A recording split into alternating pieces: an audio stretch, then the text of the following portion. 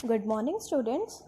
Last video में हमने पढ़ा था ट्रांसमिशन मोड, जिसमें आपका दो टाइप आता है, समांतर संचरण और क्रमिक संचरण, जिसमें मैंने क्रमिक संचरण के दो प्रकार पढ़ाए थे, एसिंक्रोनस ट्रांसमिशन और सिंक्रोनस ट्रांसमिशन। एसिंक्रोनस ट्रांसमिशन इस टेक्निक में डेटा एक सिरे से दूसरे सिरे तक बारी बारी से अर्थात एक एक कैरेक्टर करके जाता है। प्रसारित होने वाले प्रत्येक कैरेक्टर के आरंभ में एक अतिरिक्त बिट लगी होती है, जिसे स्टार्ट बिट कहा जाता है, और अंत में भी एक अतिरिक्त एक्स्ट्रा बिट अर्थात स्टॉप बिट लगी होती है, जिसका उद्देश्य रिसीवर को प्रत्येक बाइट के आरंभ तथा प्रत्येक बाइट के समाप्त होने की सूचना देना होता है। पहले एक बिट जाता है, रिसीवर को अलर्ट करता है कि डेटा आ रहा है, और इसके बाद रिसीवर अलर्ट हो जाता है डेटा रिसीव करने के लिए। देन एट लास्ट जब डेटा ख़त्म होता है तो वो स्टॉप बिट देकर ये बताता है कि हमारा डेटा ख़त्म हो गया है। इन बाइटों के बीच में रिक्त स्थान होता है। इस टेक्निक को असिंक्रोनस कहा जाता है, क्योंकि बाइट स्तर पर प्रेषित तथा प्राप्तकर्ता के बीच सामंजस्य नहीं होता। इसमें डेटा ट्रांसफर बाइट के रूप में होता है, जैसा कि आगे फिगर में दिखाया गया है। इसके बाद सिंक्रोनस ट्रांसमिशन।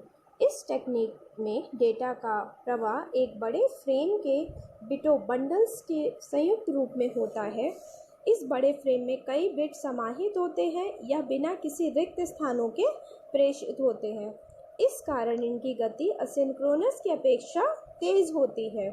इस व्यवस्था में काफ़ी अधिक मात्रा में एक साथ डेटा प्रसारित किया जा सकता है। इस विधि में डेटा ट्रांसमिशन के लिए एसिंक्रोनस ट्रांसमिशन की भांति दोनों सिरों पर स्टार्ट और स्टॉप बिट का यूज़ नहीं होता, बल्कि प्राप्तकर्ता रिसीवर इन बिटों के समूह को ग्रहण कर स्वतः बाइट में परिवर्तित कर देता है। इस विधि का प्रयोग प्रायः तब किया जाता है जब सेंडर और रिसीवर के रूप में दोनों ओर कंप्यूटर कार्यरत लगे हों।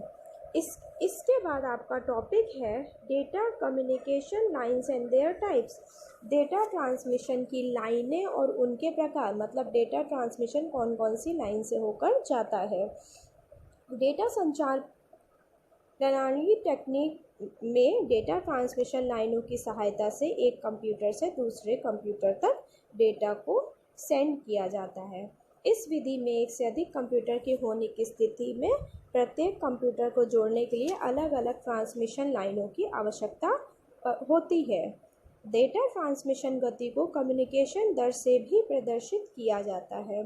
इसमें डेटा के स्थान पर ट्रांसफ़र की दर बिट पर सेकेंड या BPS, B for bit, P for per, S for second में नापी जाती है। सेंडर और रिसीवर के मध्य संपर्क माध्यम को संचार चैनल या इंग्लिश में कम्युनिकेशन चैनल कहा जाता है। इस प्रकार चैनल एक डेटा हाईवे है जो डेटा या संकेतों को स्रोत से गंतव्य तक ले जाने का कार्य करता है। संचार माध्यम में डेटा प्रेषण की गति प्रायः प्रति सेकंड संचारित बिट की संख्या बीपीएस में मापी जाती है। संचार मीडियम की संचरण गति को 3 श्रेणियां या बैंडविड्थ की होती है। डाटा संचरण की गति संकेतों के आवृत्ति बैंड, इंग्लिश में फ्रीक्वेंसी बैंड की चौड़ाई के समानुपाती होती है। डेटा संचरण की निम्नलिखित 3 बैंड लाइनें होती हैं। कौन कौन सी बैंड लाइन होती है? Narrow band transmission, wide band transmission और वाइड बैंड ट्रांसमिशन। अब इसमें नैरो बैंड ट्रांसमिशन क्या होता है? इस बैंड लाइन संचरण में बैंडविड्थ बहुत कम होती है, इस कारण इसकी ट्रांसमिशन गति भी कम ही होती है।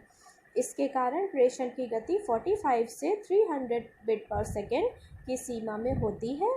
इसका प्रयोग धीमी गति से संचार वाले उपकरणों के साथ साथ कम मात्रा में डेटा प्रसारण करने वाले उपकरणों के साथ किया जाता है, जैसे टेलीग्राफ और टेलीटाइप। नेक्स्ट है आपका वाइड बैंड ट्रांसमिशन। यह मध्यम गति का संचार होता है। इसकी ट्रांसमिशन गति नैरो बैंड की अपेक्षा अधिक होती है, जिसमें 300 से 9600 बीपीएस की दर से संचार संभव होता है। यह ध्वनि समान संचरण इसे ध्वनि समान संचरण इसलिए कहा जाता है क्योंकि इसकी गति ध्वनि तरंगों के समान होती है। इसका प्रयोग मुख्यतः सामान्य टेलीफोन ध्वनि संचरण के लिए किया जाता है। लास्ट है आपका वाइड बैंड ट्रांसमिशन। यह उच्च गति का संचरण होता है, इसलिए इसे ब्रॉड बैंड भी कहा जाता है। इन संचार लाइनों की क्षमता उपरोक्त दोनों प्रकार के बैंड लाइनों की अपेक्षा बहुत अधिक होती है। इसमें 19,200 से 50,000 तक बीपीएस लगभग 10 लाख बाउट से अधिक गति का संचरण करता है। इसका प्रयोग अत्यधिक तीव्र गति से डेटा प्रसारित करने वाले कंप्यूटरों के साथ किया जाता है, जिसके लिए coaxial cable, fibre optics cable और माइक्रोवेव मीडिया का प्रयोग किया जाता है। इसके बाद आपका नेक्स्ट टॉपिक है डेटा कम्युनिकेशन सिस्टम के अन्य सहायक उपकरण। और भी उपकरण होते हैं, एक मॉडेम है, मल्टीप्लेक्सर है। इसका विस्तार हम नेक्स्ट वीडियो में पढ़ेंगे। आज का वीडियो यहीं तक।